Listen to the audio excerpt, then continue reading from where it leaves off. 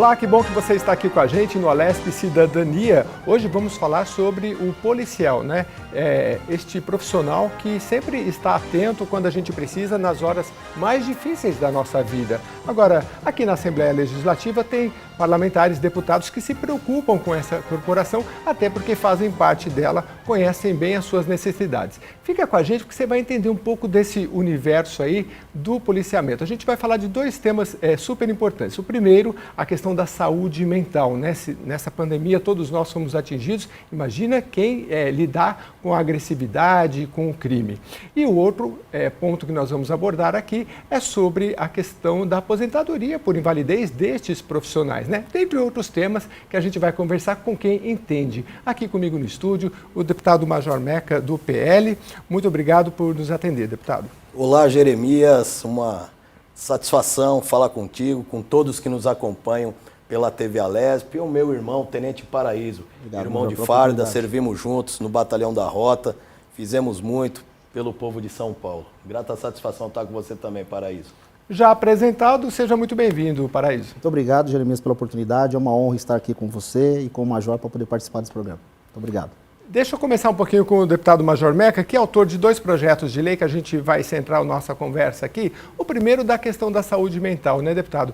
O que motivou o senhor a fazer esse projeto? De que o senhor serviu de caminhos assim de estatísticas, de conversas, apesar que o senhor conhece por dentro, né, para se fazer esse projeto de lei? Jeremias, é importante nós fazermos um preâmbulo, antes de eu entrar na motivação desses dois projetos, que é o PL 211 e o PLC 42, que é esclarecer a todos que nos acompanham pela TV Alesp que todas as nossas propostas que são apresentadas nessa Casa de Leis, eu tenho 69 projetos que tramitam nas comissões, têm o objetivo de melhorar a sua segurança. A segurança do trabalhador que sai de casa pela manhã e não sabe se vai voltar vivo para a casa dele. Nós vivemos um problema gravíssimo no estado de São Paulo, que é o aumento dos indicadores criminais, né? O aumento do número de latrocínio, de roubo, de sequestro. E a gente chega até a fazer a pergunta ao governador Rodrigo Garcia, né, que está no palácio, lá no Morumbi, né, no ar-condicionado, se ele tem coragem de sair, ele sozinho, sem a escolta, e atravessar a Giovanni Gronchi com o celular dele na mão, correndo risco de vida, como acontece com o povo no estado de São Paulo, abandonado nas mãos de criminosos. E esses dois projetos, Jeremias, voltando ao mérito dessas propostas, o que motivou nós apresentarmos o PL 211 e o Tenente Paraíso, né, tem uma participação muito grande, né, nesses projetos que visa a saúde mental do policial, é nós combatermos os altos números de suicídio na Polícia Militar. Só esse ano nós já tivemos 18 suicídios na corporação. Praticamente um suicídio por semana. É um número extremamente preocupante e epidêmico que está subtraindo a saúde física, psicológica dos nossos homens e mulheres, e nós acompanhamos o governo varrendo esse problema para debaixo do tapete. Muito bem. Paraíso, o deputado falava, e a gente está gravando isso em junho de 2022, tempos de guerra, né, Ucrânia e Rússia, a gente vê imagens toda hora. É possível comparar um pouco a uma guerra que a gente sabe que as pessoas sofrem psicologicamente muito forte, ao que em algumas localidades de atuação de policiais militares, no caso do estado de São Paulo também? Sim, na verdade o nosso policial, no estado de São Paulo, o estado de guerra é constante. Se você for analisar algumas regiões de São Paulo, a violência ela continua crescendo. A questão é, o que nós podemos fazer para melhorar, em primeiro lugar, o nosso pessoal, o nosso efetivo. Esse projeto do Major visa melhorar a vida do policial em primeiro lugar. Para que esse homem tenha condição de combater o crime, ele precisa estar bem. Para que essa mulher tenha condição de sair na rua e combater um criminoso, ela precisa estar bem com a sua saúde. E qual é a solução que nós vamos dar para isso? Por isso que o major sentou e falou, temos que criar algo que dê uma melhoria para esse policial. E onde vai estar a solução? A solução é que a nossa tropa precisa, urgente, de um atendimento de uma melhor qualidade. Já existe atendimento para isso na Polícia Militar, mas precisa de melhorias. Nós estamos em 2022. Existem algumas questões que precisam ser melhoradas, e uma delas é a saúde mental do nosso policial. Não existe, né, Paraíso, um trabalho contínuo, né, preventivo, para que o policial possa ser anualmente avaliado em relação à sua saúde mental. Né, aquela ação, né, da instituição, do Estado, para prevenir, né, que o policial não entre nesse ciclo de estresse psicológico. Existe, o projeto do senhor, ele pretende exatamente o quê? Uma avaliação anual feita por quem? Como é que é hoje e como seria? Anualmente, nós temos o estágio de aperfeiçoamento profissional. Uma vez por ano, o policial militar permanece por uma semana dentro do quartel, fazendo instruções de cunho operacional, treinamento tático, né, e técnico. Nessa semana que o policial se afasta para esse treinamento tático e técnico, ele seria submetido também a uma avaliação psicológica, para que a instituição possa se antecipar a qualquer sinal que seja detectado de estresse psicológico. Mas a situação do nosso policial hoje, Jeremias, é tão crítica que o policial tem medo de ser submetido a uma avaliação dessa daí e ser afastado das ruas do serviço operacional, perder o horário de 12/36, que é o horário que permite ele fazer um bico para complementar a renda, que o policial ganha tão pouco, que se ele não fizer um bico para complementar a renda, ele não paga o aluguel e não paga as prestações, né, da casa dele. Então, para você ver, né, o ciclo de dificuldades que foi inserido os operadores de segurança pública em São Paulo, os policiais militares, civis, técnicos científicos e policiais penais. E isso resulta num número muito grande de policiais com depressão, um número altíssimo de separações conjugais, né, dentro da corporação, porque o policial trabalhando, pega flagrante, o turno de serviço vai de 12, 15 horas, vai para 20, 30. No outro dia ele vai para o bico, mais 12 horas fazendo escolta de eletroeletrônico, na frente de um supermercado fazendo segurança, num posto de gasolina. Ele volta para casa, a única coisa que ele quer é deitar numa cama e descansar.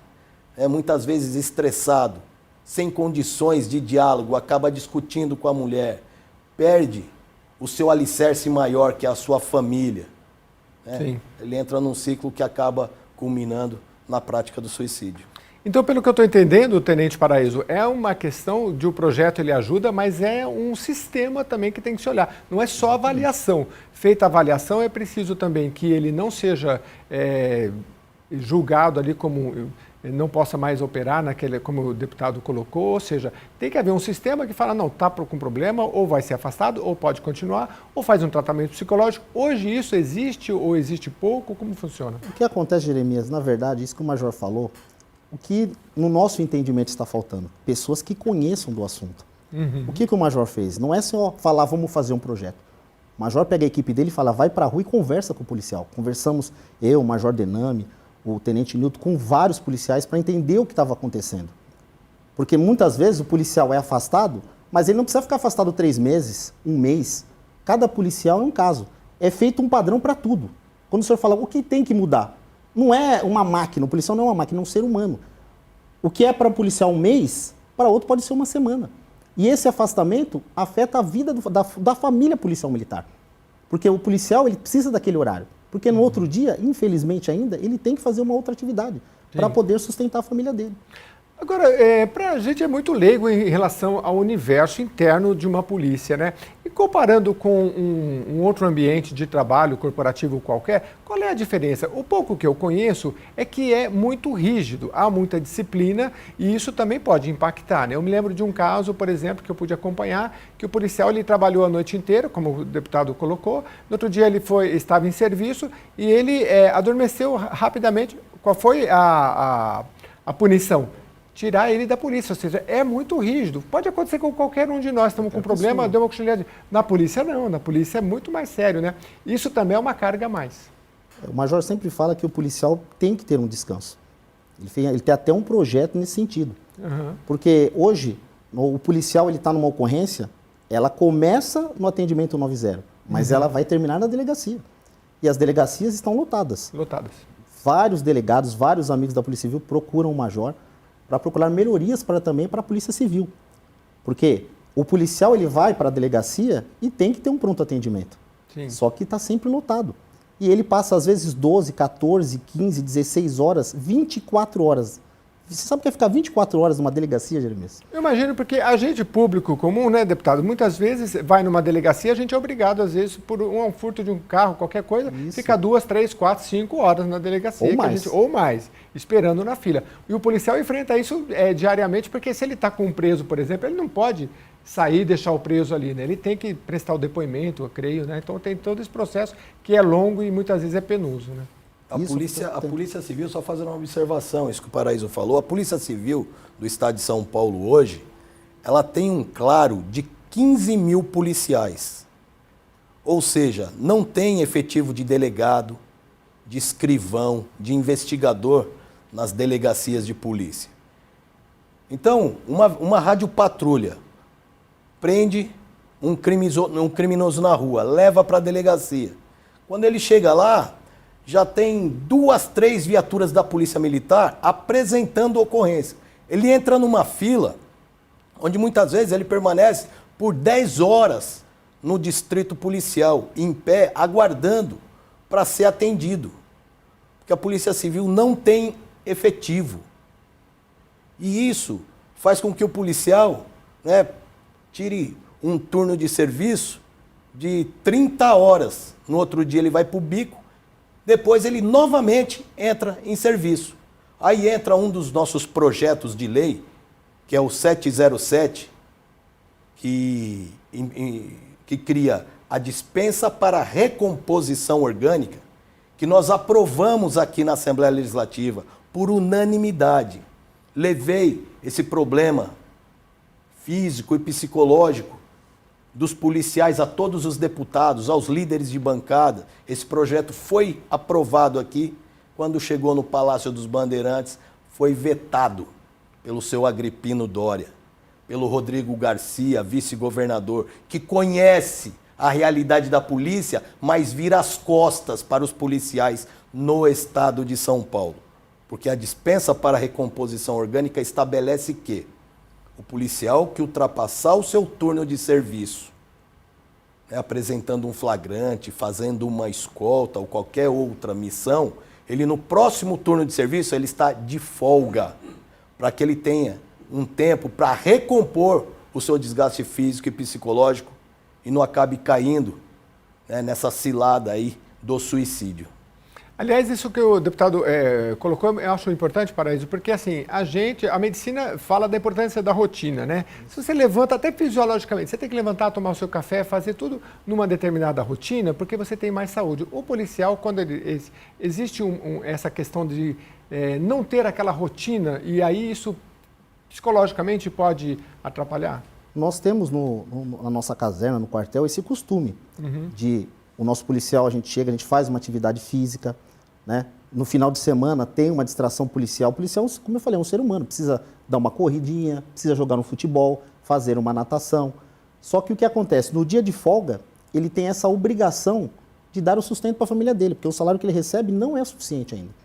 Então, que em vez dele poder fazer uma musculação, treinar um karatê, ele tem que ir para a porta de uma padaria ainda até hoje, fazer uma atividade extracorporação para sustentar a família, ou fazer uma atividade de DGEM. O que era o sonho dos policiais? Porque eu converso com os policiais, ao invés de ter uma DGEM, ele preferia que fosse incorporado no salário dele. Não no dia de folga, mas já que ele podia estar fazendo outra atividade, ele ficar trabalhando mais 12 horas. E isso que o Major falou da delegacia, isso já acontecia em 1991. Na área central, Jeremias, existia um policial que chamava Tadeu.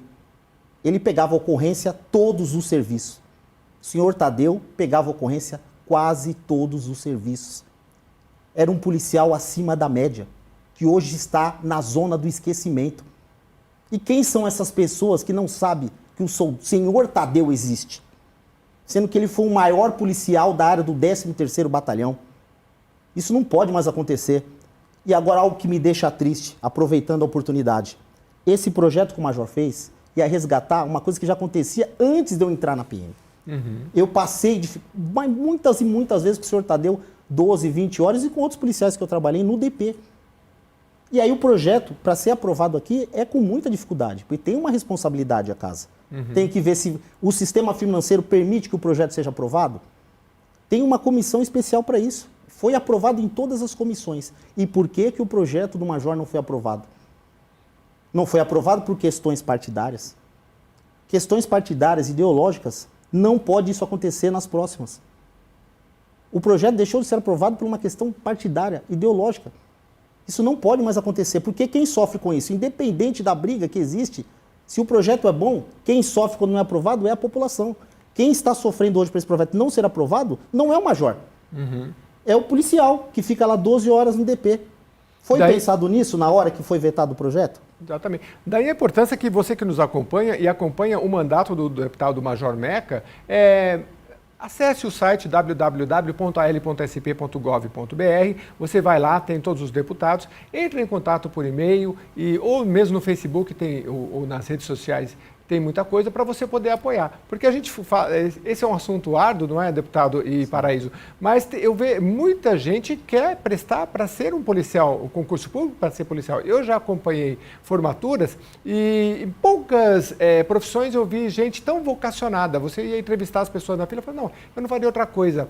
O meu gosto é servir, meu pai já foi policial, o meu gosto é servir. As pessoas têm uma vocação muito forte, eu espero que eles não percam jamais essa vontade de entrar para a Polícia Militar, mas é preciso, mesmo você que não é PM, acompanhar, né, deputado, o gabinete, vir aqui, participar das comissões, da frente parlamentar que vocês montam, para que esse processo, quando há uma pressão popular, ele é mais fácil de passar, né? O senhor tem conseguido o apoio da corporação para esses projetos? Olha, da corporação nem tanto. Porque, infelizmente, no estado de São Paulo, o governo do PSDB aparelhou, inclusive, as polícias. E hoje, os comandos das duas polícias, tanto a Polícia Militar quanto a Polícia Civil, os comandos das polícias não trabalham em benefício dos seus subordinados. O comando da polícia trabalha para atender politicamente o governador. Como acontece agora, Operação Sufoco. Aumentou o sufoco para os policiais. Porque veio ordem de cima do governador, olha, pega o policial de folga, coloca para trabalhar, não interessa, sai todo mundo para a rua, porque eu quero que o povo veja as viaturas da PM na rua para que eu possa ter voto agora e me reeleger a governador. É o que o Rodrigo Garcia está fazendo, sem se preocupar com o ser humano que está dentro da farda, com o homem e a mulher que ganha o pior salário do Brasil, está doente, e não tem condições de combater o crime, porque além de estar cansado, não tem armamento adequado para isso, não tem viatura para isso, e o crime, tendo o estado de São Paulo, o estado mais rico do país, como um terreno fértil, para tráfico de droga, tráfico de armas, roubo, latrocínio, sequestro, e o povo fica nas mãos dos criminosos. Porque qual é o resultado de toda essa ausência de política pública? É a falta de viatura patrulhando as ruas. Porque o policial fica doente, é afastado. Um policial por semana pratica o suicídio. Só esse ano, para que você possa entender, agora em 2022, de janeiro para cá, já são 608 policiais militares a menos nas fileiras da corporação. Entre policiais que praticaram suicídio, policiais mortos pelo crime, policiais que pediram exoneração a pedido e policiais que pediram licença sem vencimento. São 2 batalhões da Polícia Militar a menos no estado de São Paulo. E os concursos tem? Foi aberto concurso agora. Só que quando se abre um concurso, é para colocar um policial para operar daqui 2 anos. Entendi.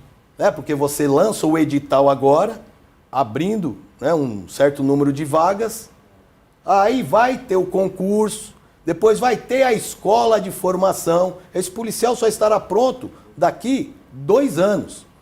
E o governo precisa de medidas imediatas, de curto prazo, para potencializar a presença do policial nas ruas, defendendo o cidadão de bem. A gente ronda as cidades do interior, cidade que tinha um destacamento com efetivo de 22, 25 policiais, hoje o destacamento tem efetivo de 8, 9 policiais. Aí o que tem que fazer? Tem que pegar um policial de uma cidade, outro policial da outra e forma uma viatura para cobrir 5 cidades.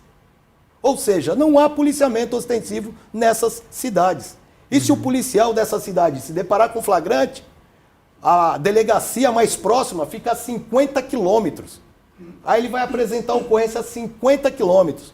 Chega lá, fica 8, 10 horas e volta outros 50 quilômetros. A cidade fica abandonada. Aí a gente vê a ação de facções criminosas, né? O novo cangaço que sitia a cidade, estoura caixa eletrônico, né? Ataca destacamentos da Polícia Militar, delegacias, os postos da Guarda Civil Metropolitana.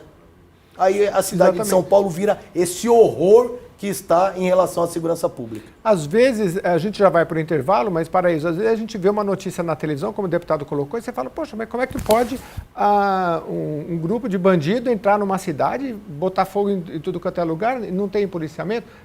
Ouvindo o deputado essas questões de dificuldade em determinadas regiões, aí a gente entende, né? Às vezes na notícia a gente não entende, mas aqui a gente está entendendo por que esses fatos acontecem, que para a opinião pública fala, poxa, mas não podia, não tem policiamento, mas muitas vezes tem essa dificuldade que precisa ser sanada. O meio para se sanar isso é a sua participação política, é você vir participar. Você que é policial militar, você que é cidadão, quer entrar na polícia, enfim, todo mundo, na medida em que vem essas propostas aqui para casa, por meio da população, o deputado tem mais força para passar os seus projetos. Por isso, esse é o nosso convite permanente para você. A gente vai para um rápido intervalo e depois a gente vai falar da questão da invalidez do policial militar e da segurança pública no estado de São Paulo. É um tema bastante interessante, eu volto já.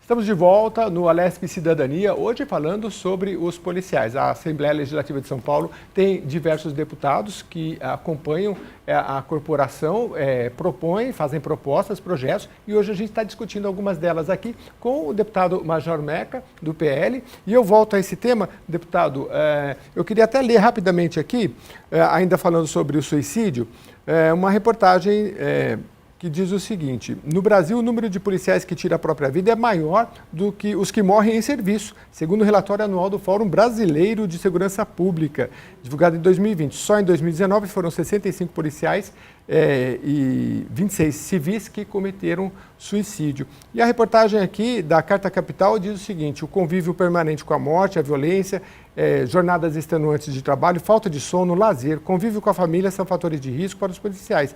Estão diretamente relacionados com o trabalho policial e, portanto, podem agravar essa situação. É por aí, né, deputado? É o que a gente já colocou no primeiro bloco, que vai se acumulando. Qual é, dentro do projeto do senhor, qual seria, então, o cenário ideal? O policial passar por uma avaliação anual, se ele tiver algum problema, ele passar por um tratamento psicológico, continuar recebendo, como seria em qualquer ambiente corporativo. Exatamente. O policial, ele uma vez por ano, ser submetido à avaliação de um profissional. Caso seja detectado qualquer sinal de alteração em relação à sua saúde mental, ele permanecer no seu horário de serviço, fazer o tratamento adequado, né, e ser acompanhado por um profissional. Que hoje, na Polícia Militar, nós temos deficiência do número de profissionais de psicologia para acompanhar o nosso efetivo. Tamanha a proporção que tomou a questão de policiais doentes, física e psicologicamente. Mas nós temos que dar início a esse monitoramento e a esse apoio aos policiais, para que a gente possa combater esses altíssimos números de suicídio.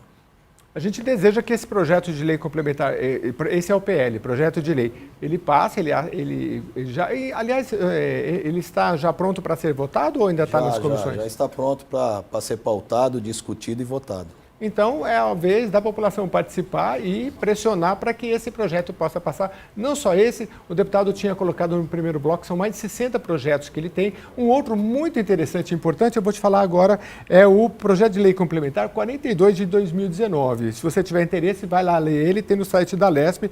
Ele diz o seguinte, ele trata de um acréscimo de 25% ao valor da aposentadoria por invalidez do servidor público estadual e militar do Estado de São Paulo. O que diz esse projeto exatamente, deputado? Jeremias, na Polícia Militar do Estado de São Paulo hoje, nós temos mais de 7.000 policiais militares deficientes físicos. Temos mais de 800 policiais tetraplégicos. O policial, quando ele se torna uma pessoa com deficiência, ele aposenta ganhando menos, ou seja, o salário dele diminui.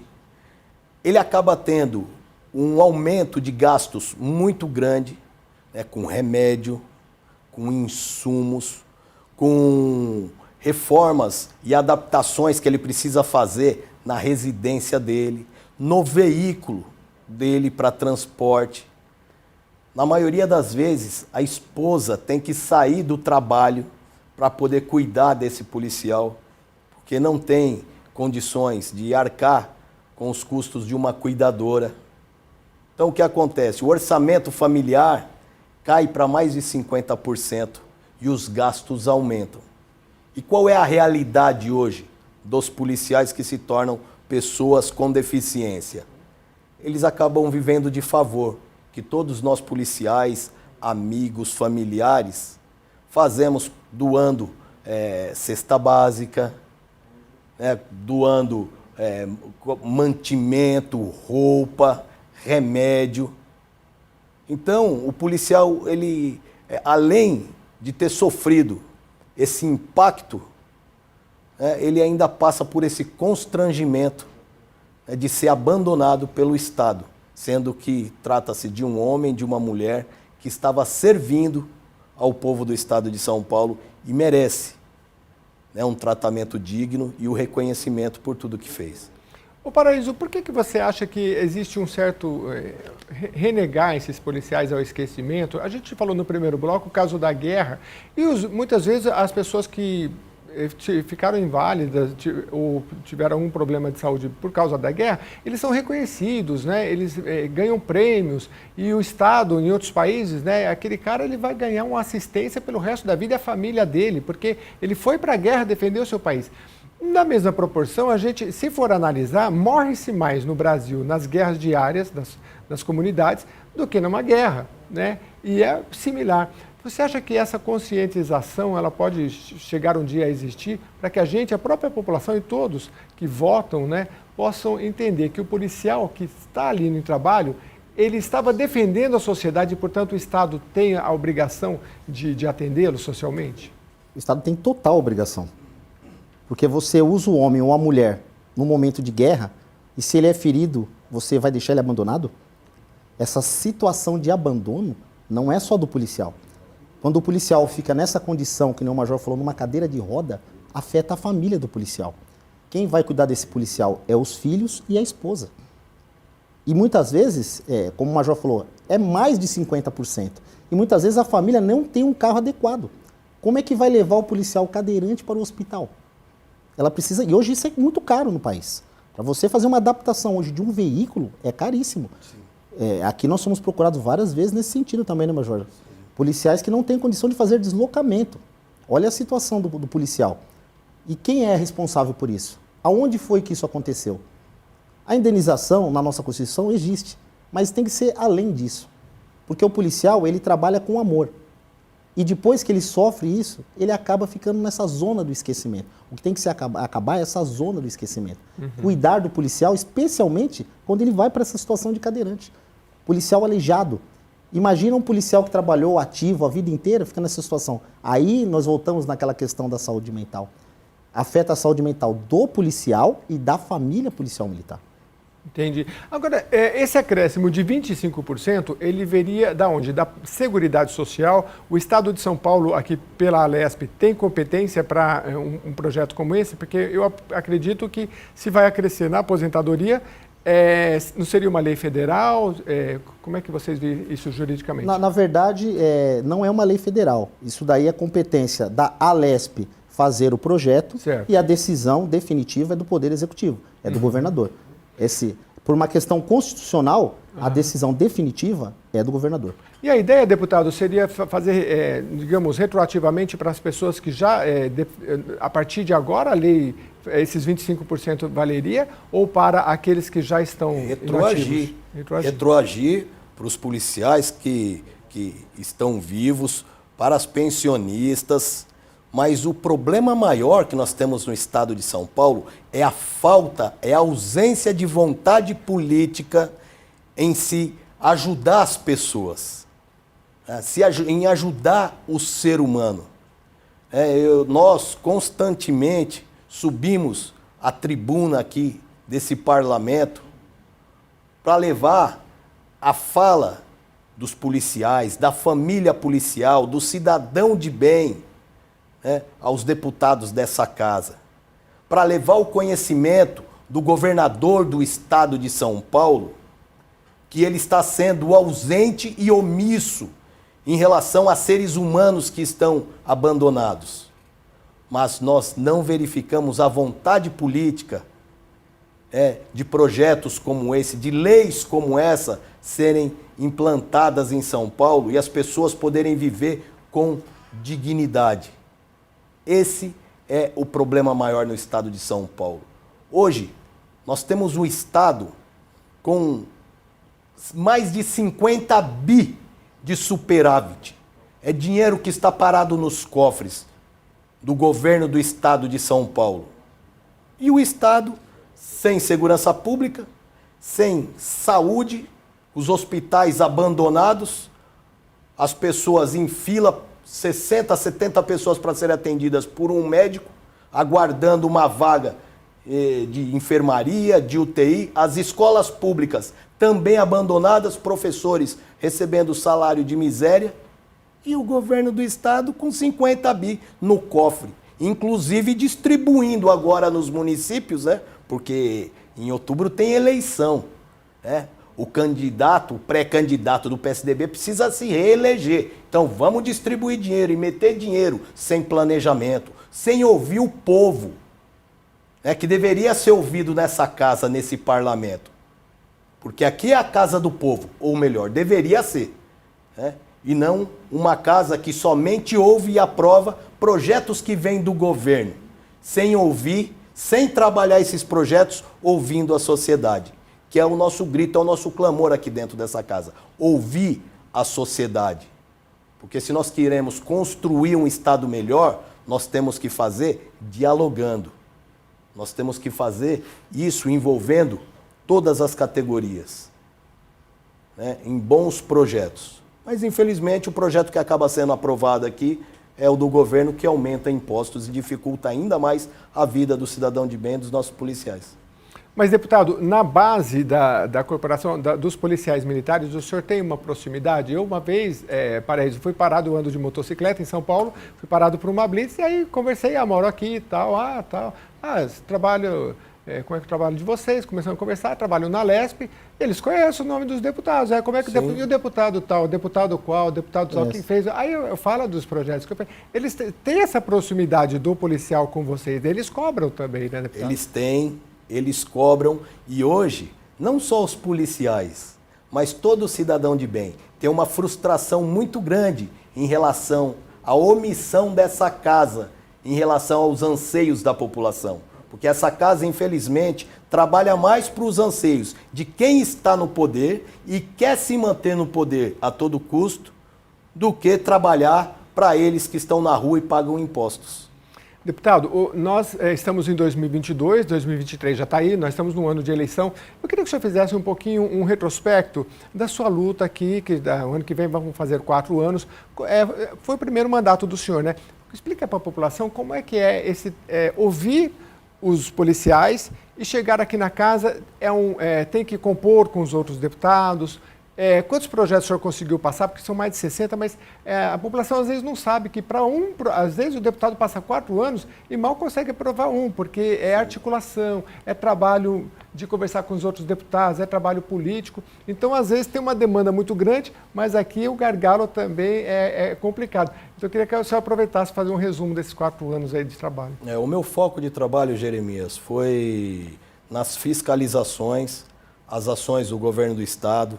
Fiscalizamos muitos quartéis, delegacias que estão em situação extremamente precária, policiais que se trocam em alojamento, onde rato, barata passa em cima do pé do policial. Nós temos companhia da Polícia Militar aqui no centro, na General Carneiro, na Alameda General Carneiro.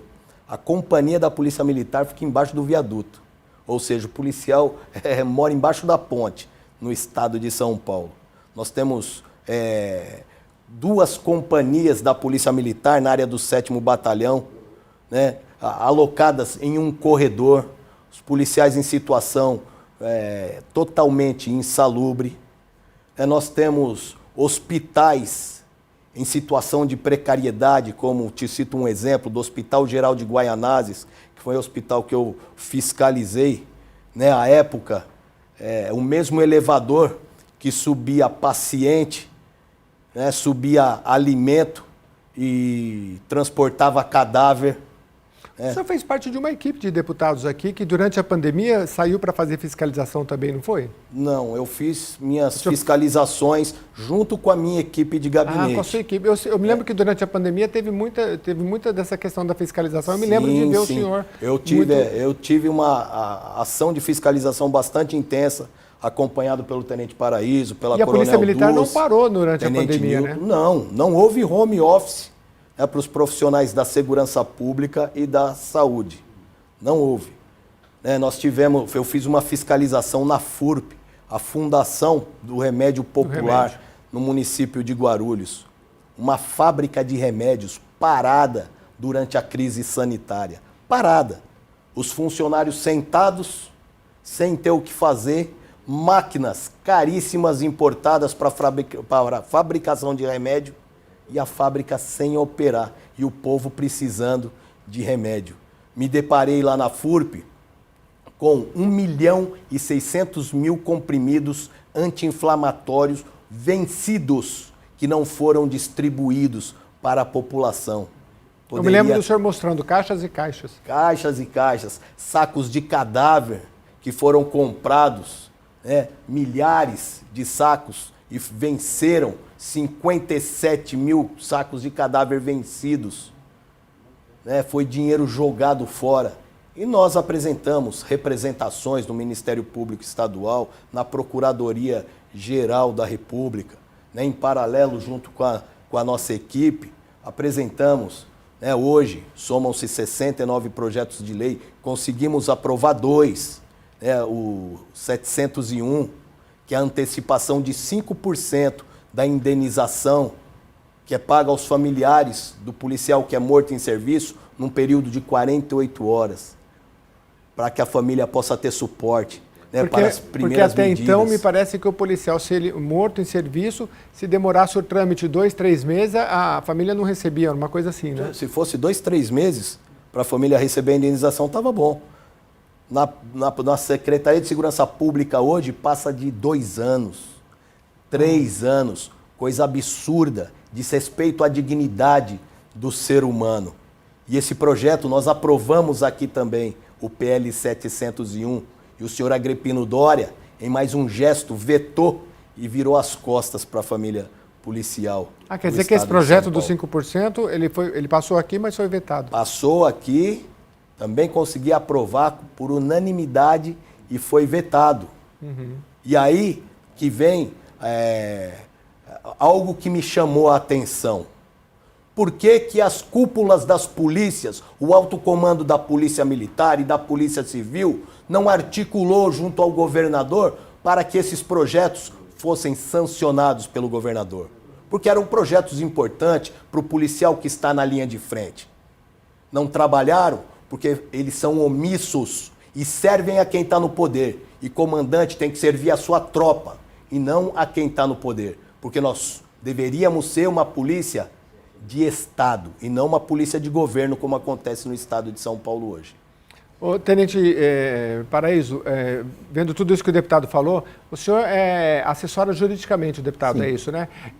Chega a ser um pouco frustrante ter tantos projetos para fazer e saber que o funil ali na hora de passar, muitas vezes não se consegue, porque tem um trabalho jurídico pesado para ver se ele se é competência, se não é, vem a demanda, tem que fazer, tem que passar por todo esse trabalho.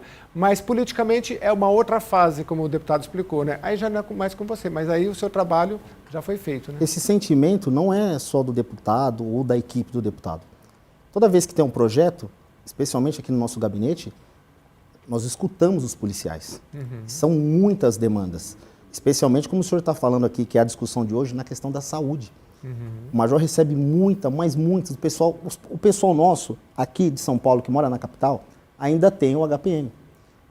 O nosso policial que está no interior, que mora a 500, 600 quilômetros de São Paulo, ele precisa de um convênio para ele ter um atendimento de qualidade. E como é que nós vamos fazer para melhorar esse atendimento? Essa é uma pauta também, na questão de saúde, que os policiais do interior, eles se sentem totalmente abandonados por não ter. Tem na capital, quem reside próximo ali do metrô Tucuruvi, tem um hospital. E quem mora em Marília? E quem mora em Tupã? Quem mora em Bauru? Quem mora em Araraquara? Como é que nós vamos fazer para melhorar a condição desse policial?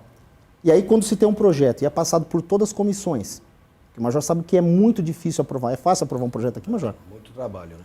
Aí o projeto passa por todas as comissões. Há uma análise aqui. Os deputados daqui, eles trabalham com seriedade.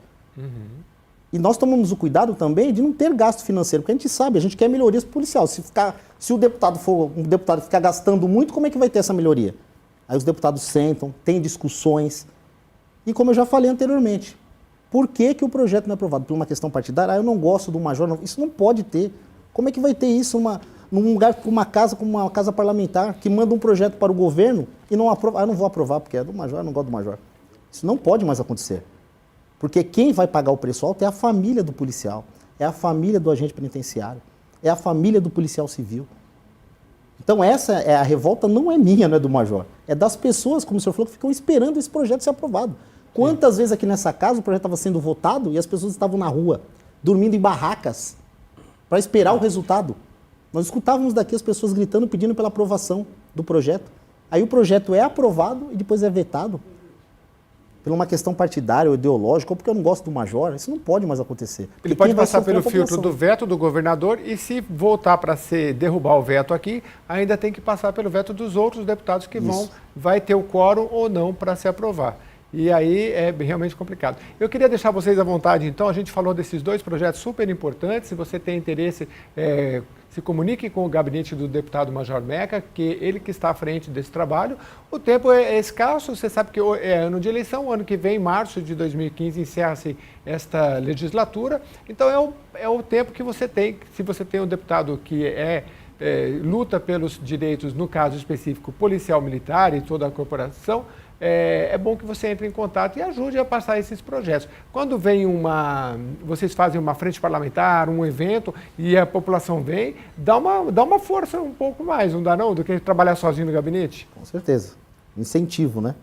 E deixa o coração da gente ali preenchido, de saber que as pessoas contam com o trabalho do gabinete do Major Meca, dos demais deputados da casa, né? Aqui é como falou, aqui é a casa do povo. Então as pessoas vêm até a LESP e pedem projetos importantes, pautas importantes para melhorar a qualidade de vida das pessoas. Deputado, eu já fiz um evento, agora o senhor falando, eu lembrei de policiais militares em cadeira de roda que vieram, se não me engano, no José Bonifácio, um evento que teve aqui, e realmente é impressionante, 800 policiais tetraplégicos, é um número muito alto, embora a corporação seja muito grande, mas a gente não vê isso em lugar nenhum, né, no mundo corporativo comum, né? Então, como o senhor comparou antes a uma empresa que tem, de janeiro até agora, tem 18 suicídios, também não importa se tem 50 mil ou 100 mil funcionários, é um número muito grande. Então, acho que esse olhar tem que ser olhado assim, pelos políticos, pela população, porque é realmente gravíssimo, né? Às vezes a gente não se atenta, acha que é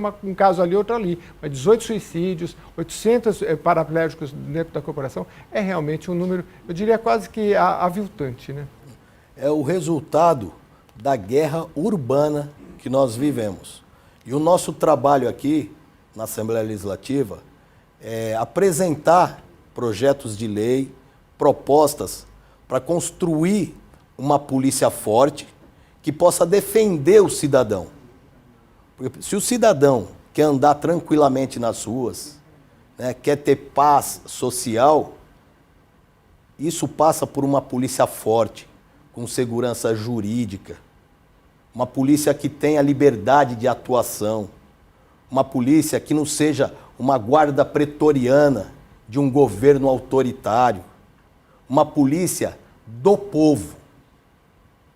Nós precisamos do fortalecimento dos operadores de segurança pública, dos seres humanos que servem ao cidadão.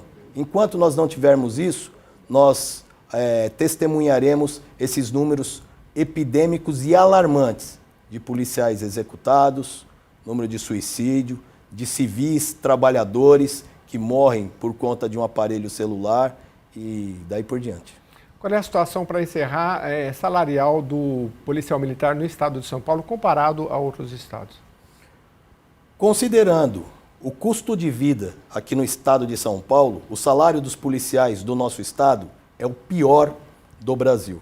Os policiais foram enganados, né, pelo governo do PSDB, pelo João Agripino Dória, que prometeu o segundo melhor salário do Brasil, prometeu assistência jurídica gratuita, prometeu pagar as licença-prêmio em pecúnia, prometeu pagar a substituição dos cabos e sargentos, fez inúmeras promessas, todas mentirosas, né? E isso reflete, né, nesse caos que a população vive hoje.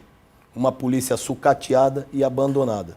E nós trabalhamos para reverter esse quadro. E se Deus quiser, a partir de 2023, nós vamos conseguir reverter esse quadro. Eu queria agradecer muito ao senhor deputado, que sempre, com muito carinho, vem aqui, que a gente solicita. E são mais de 60 projetos, tem muita coisa. Já falamos muitos de vários programas, mas o senhor é sempre muito bem-vindo. E acho que a população também agradece, porque a Polícia Militar é muito respeitada. Eu acho que é uma das instituições mais respeitadas. Quando se faz o ranking, a população gosta da Polícia Militar. Sente confiança ao conversar com o policial militar. Eu espero que essa confiança só aumente e melhore cada vez mais. Muito obrigado. Um grande abraço a todos, fiquem com Deus. Paraíso, que você consiga também aí na área jurídica colaborar cada vez mais, demandas não vão faltar, né? Jeremias, sempre a gente tem que procurar soluções. E nem tudo nessa vida vem só do parlamento, tem que ter boa vontade. E o nosso gabinete foi formado como? Só para a minha parte de encerramento, e até um agradecimento para o Major, que eu não tive essa oportunidade em público ainda.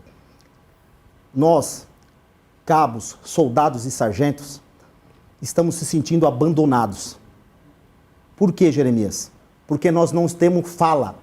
Nós perdemos, não é só a questão salarial. Nós não temos oportunidade de mostrar as nossas qualidades. Só lembram da gente, dessa guerra que você falou? Quando nós estamos sofrendo na rua. Quando a gente perde o sangue na nossa rua, aí nós somos lembrados na rua. Onde eu estou querendo chegar com isso? O policial, o soldado, o cabo e sargento, ele quer participar. E nós tínhamos essa vontade. E como que eu cheguei até o major? Eu fui até a cidade de Tupã. Lá existe um tenente Éder, amigo pessoal do major. E eu falei para ele, ele é uma pessoa que fez um trabalho brilhante na cidade de Tupã, o Tenente Éder. E eu falei, a gente precisa mostrar a nossa qualidade fora do serviço. E eu falei, como que nós vamos fazer isso? Ele ligou para o Major, falou, o Paraíso terminou um estudo e ele tem uma proposta brilhante para a família policial militar. A participação do soldado, cabo e sargento fora da viatura. A questão de saúde é isso. Muito policial também comete o suicídio porque ele olha e fala, eu não tenho prestígio nenhum.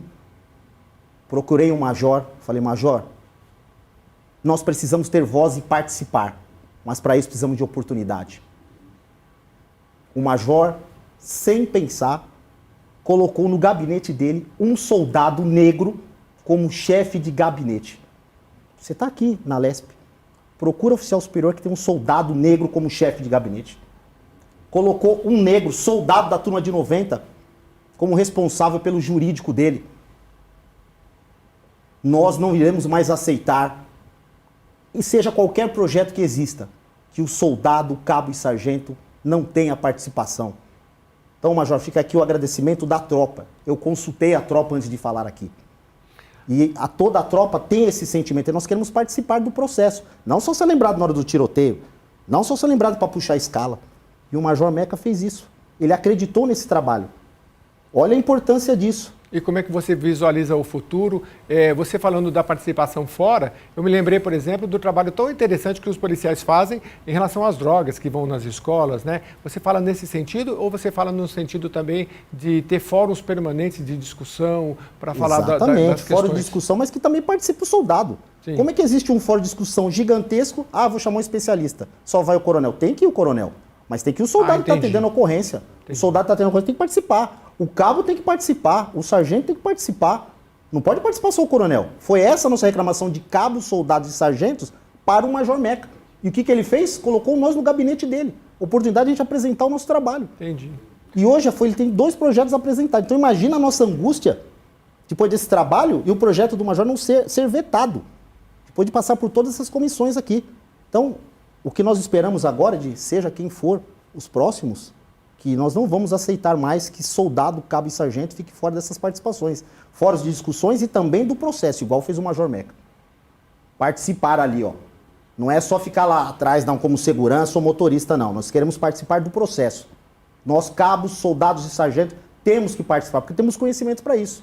Não é só ficar na rua lá, levando tiro e sangrando na calçada, não. Então nós não iremos mais aceitar. Então já fica aqui o meu agradecimento, em nome de cabo, soldado e sargento, que eu consultei antes de falar aqui. Não estou falando em vão, não estou falando por mim. Eu consultei cabos e soldados e sargentos pessoalmente. Então fica aqui o meu agradecimento, Jeremias, pela oportunidade e ao Major Meca especialmente pela coragem. Porque ele colocou o gabinete dele em risco. Falou, não sei se vai dar certo, mas eu não posso deixar o cara que eu trabalhei lá atrás na viatura na mão. Uhum. E isso é companheirismo. E democracia, né? E democracia. Na mais pura expressão. Democracia. Porque se você não coloca quem está ali na base, você não ouviu nada, né, deputado? Sim. Você cai numa burocracia que no final você está discutindo números sem saber a realidade. Sim, são homens e mulheres que têm um quinhão de experiência muito grande. Não só de experiência, como com o passar do tempo, eles têm sabedoria. Então, ele adquire a capacidade, né, de, num olhar, fazer um raio-x e saber onde está o erro, onde está o problema e nos auxiliar, nos assessorar, né, para que a gente possa apresentar boas soluções. Infelizmente, até o presente momento, nós não fomos ouvidos pelo governo do estado de São Paulo, mas com muito trabalho e fé em Deus, nós vamos conseguir isso. E repito, a partir de 2023, a história no estado de São Paulo será outra. Muito obrigado mais uma vez. Você que acompanhou a gente até aqui, muito obrigado. Mande as suas sugestões, reveja esse programa no YouTube, entre em contato com o seu parlamentar e vamos ajudar esta casa aqui a ser cada vez mais um fórum permanente de democracia, como foi dito aqui. Muito obrigado, até a próxima edição.